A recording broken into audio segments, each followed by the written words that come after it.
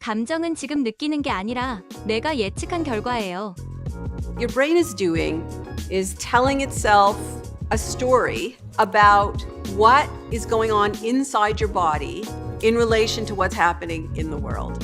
And it's creating this story using knowledge about emotion that you have learned from your past to predict what you're going to see and hear and feel.